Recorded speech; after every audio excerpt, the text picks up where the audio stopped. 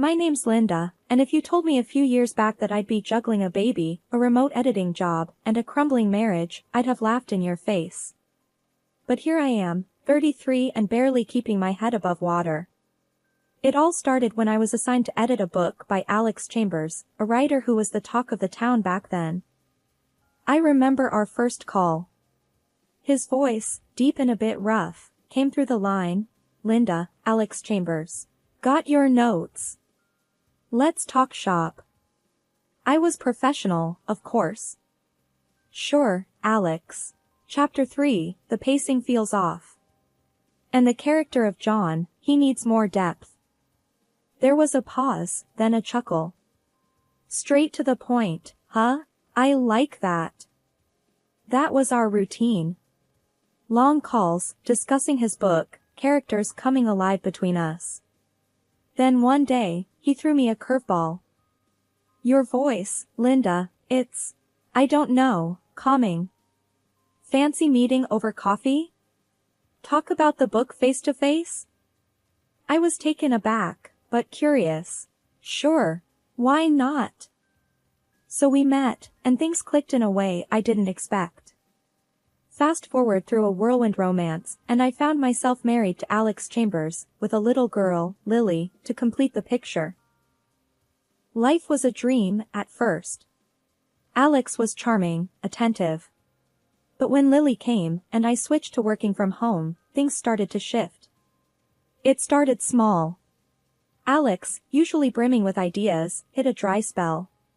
One night, as I was putting Lily to bed, I heard him cursing at his laptop. "Nothing. Not a damn word comes to mind," he shouted. I peeked into his office. "Hey, what's wrong?" He spun around, his face a mix of frustration and despair. "This book, Linda. It's like pulling teeth.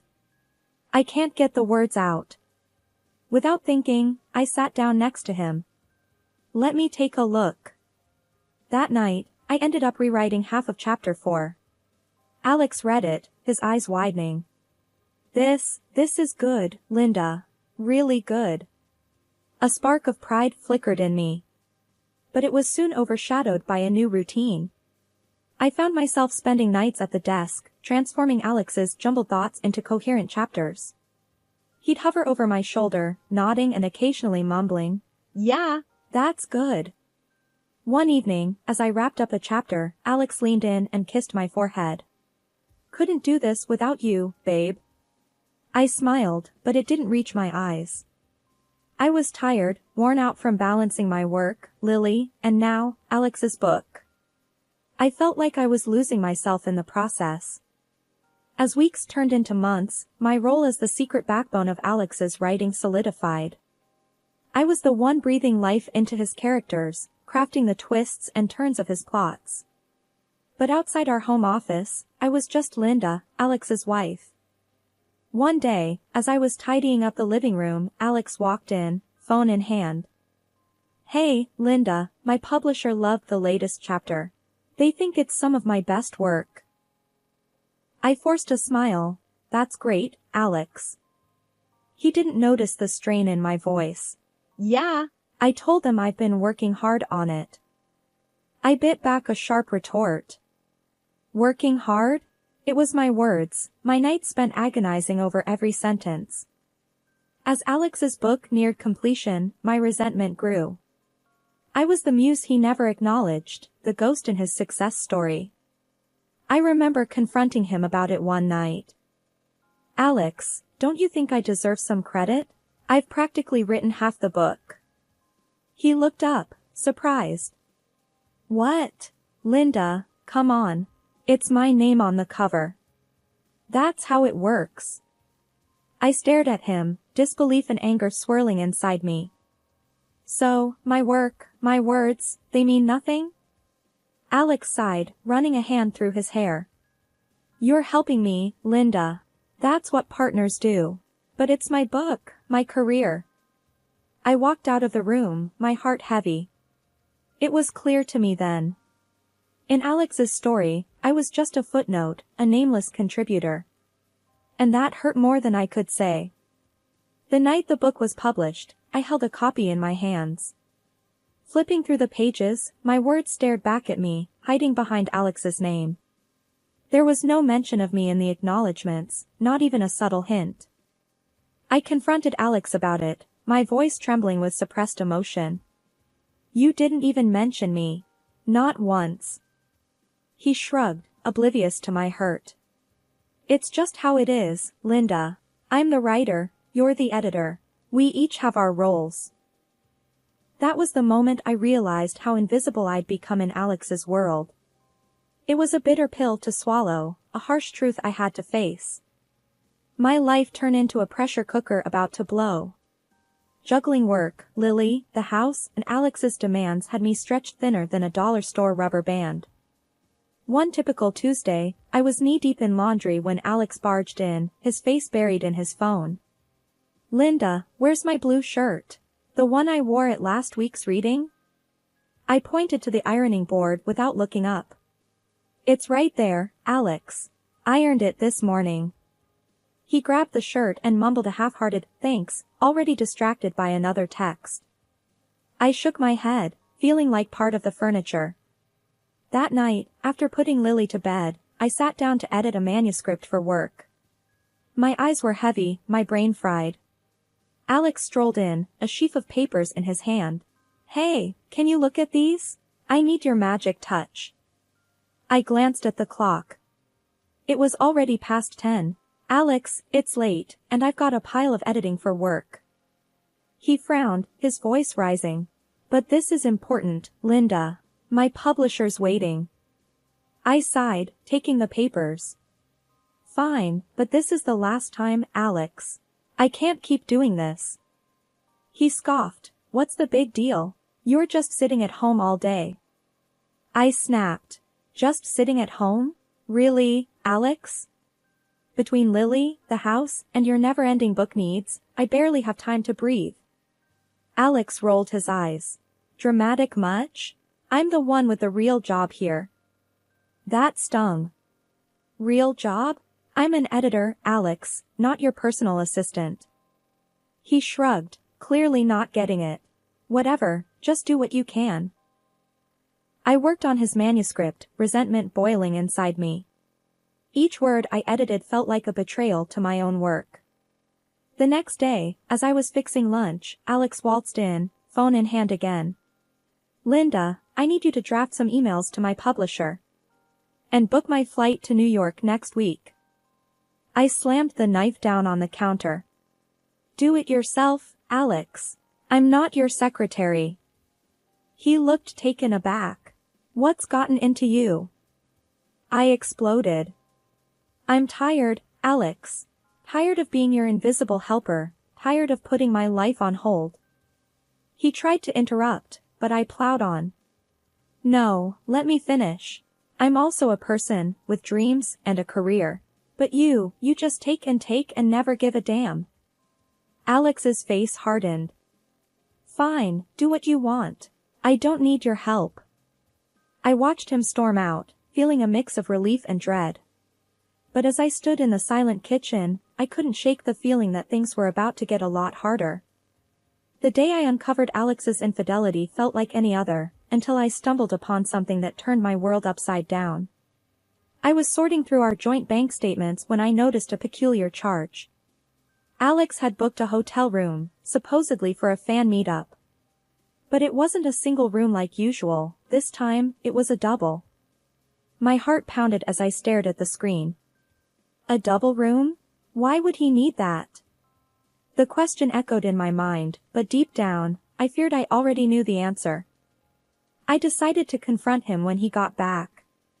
He walked through the door that evening, looking weary but satisfied.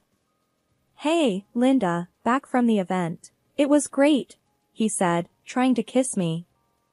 I dodged his kiss and held up the bank statement. Why'd you book a double room, Alex? He glanced at the statement, his face momentarily blank. Oh, that?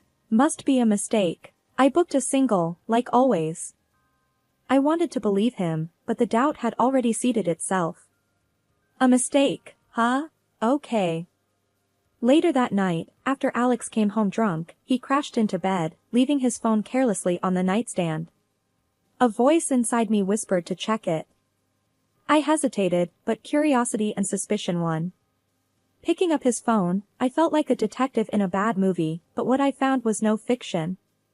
His messages were a maze of lies and deceit. There it was, a string of texts with someone named Julia. They weren't just friendly, they were intimate, full of plans and secrets. I scrolled through their conversations, each message a stab to my heart. Alex's words about me were the worst, calling me a fool, saying he only kept me around as a servant. Tears blurred my vision, but I kept going, screenshotting everything. Then I found the photos, Alex and Julia, together in ways that left no room for doubt. It was like watching a car crash in slow motion, horrifying, but impossible to look away. I transferred all the evidence to my laptop, a heavy knot forming in my stomach. This was more than a hunch now, it was cold, hard proof of his betrayal. The next day, I acted like everything was normal. Alex, clueless and hungover, didn't suspect a thing. "Morning, Linda. What's for breakfast?" he asked, rubbing his eyes. "Just cereal," I replied, my voice steady despite the storm inside. As he sat eating, oblivious, I studied him. This was the man I married, the father of my child, living a double life right under my nose. Anger and hurt welled up inside me, but I pushed them down. I needed to be smart, to plan my next move carefully. That day, as I went about my chores and work, part of me was elsewhere, plotting, planning. Alex's betrayal had shattered something fundamental between us. But I wasn't going to let him see me break. Not yet. I had to be strategic, to hit him where it hurt most. And for that, I needed to keep my discovery a secret, for now. It was a regular evening, Alex was lounging in his chair, absorbed in his laptop. Lily had just fallen asleep, and the house was quiet. The perfect setting for a confrontation. I approached him hesitantly. "Alex, can we talk? It's important." He barely glanced up. "Sure, what's up?" I took a deep breath, my phone recording in my pocket. "I'm burned out, Alex. Writing your books, managing the house, taking care of Lily. I can't do it anymore." His fingers stopped typing. He looked up, his eyes narrowing. "What do you mean you can't do it? You know how important this is to me." I persisted, my voice steady despite the churning in my stomach. "It's too much. I have my own work, and Lily needs more of my time. I can't write your books for you anymore." Alex's face reddened. "You can't just quit, Linda. My career depends on those books. You're supposed to support me, not bail out." I tried to sound as reasonable as possible. "Support goes both ways, Alex. I need your understanding now." He scoffed. "Understanding? I've given you a comfortable life, a home, and this is how you repay me? By backing out when I need you the most." His words stung, but I needed him to admit the full extent of my role. "I've been doing more than backing you up, Alex. I've been writing your books, and it's taking a toll on me." He stood up abruptly, his chair scraping against the floor. "You're just the editor, Linda. Let's not overstate your role here." I felt my patience waning. "Just the editor? Alex, who do you think has been coming up with the plots, the dialogues, refining the characters?" "It's been me." His voice rose in anger. "So what? My name is on those books. Without me, they'd be nothing." "You're nothing without me." I edged closer, ensuring my phone caught every word. "Are you saying you'd be nothing without my writing?" He laughed, a harsh, mocking sound. "Of course not. I'm the author, but you quitting now is like a betrayal. You can't leave me hanging. If you stop writing for me, I'll make sure you regret it." I asked, baiting him further. "Is that a threat, Alex?" He leaned in, his face inches from mine. "Yes, it's a threat. You're my wife, Linda. You do what's needed for this family, for my career. If you think you can just walk away from this, think again. I'll divorce you and make sure you get nothing." I stepped back, my heart pounding. I had what I needed. "Okay, Alex. We'll see about that." He stormed off to his office, slamming the door behind him. Alone, I took out my phone and ended the recording. Listening back, his words were damning, an unequivocal admission of his dependence on me, mixed with threats and arrogance. That night, as I lay in bed, I couldn't sleep. The man I once loved had turned into a stranger, one who saw me as nothing more than a tool for his success. But now, with this recording, the tables were turned. I had the power to expose him, to tear down the facade he'd so carefully built. My mind raced with possibilities. I could take this to his publisher, the media, or use it in a legal battle. Whatever path I chose, one thing was clear: our marriage was over, and it was time for Alex to face the consequences of his actions. The day of Alex's big press conference was my chosen moment for revelation. Clutching the recording of his admission, my plan was set in motion. Alex was oblivious, caught up in his usual pre-event frenzy. "Linda, make sure the presentation is spot on. This is huge for me," he stressed, pacing around the living room. I nodded, hiding my nerves behind a calm facade. "I've got it under control, Alex." Little did he know, the presentation I had prepared was a far cry from his expectations. I had embedded not just the transcript of our conversation, but also the audio recording, ready to expose his duplicity to the world. The conference day arrived. I was a bundle of nerves and determination, watching as Alex took the stage with his usual flair. "Ladies and gentlemen, thank you for joining me. Today, I'll give you an insight into my creative process." As the first slide flashed up, Alex's confident smile wavered. The room fell into a stunned silence as his own words appeared on the screen, followed by his voice echoing through the speakers, confessing his reliance on me for his books. The shock in the room was palpable. Alex fumbled for words. There seems to be some mistake." But the damage was done. The crowd was in an uproar, murmurs and gasps filling the air, while cameras clicked frantically, capturing every moment of his unraveling facade. The aftermath of the press conference was like a hurricane tearing through our lives.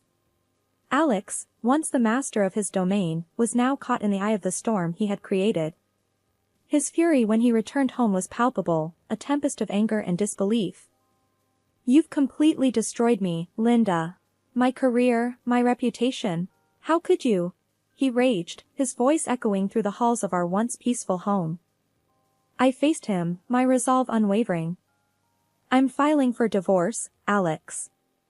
I can't be part of this lie anymore." His anger turned to desperation. "Divorce? You can't be serious. Think about Lily, think about what you're doing to our family."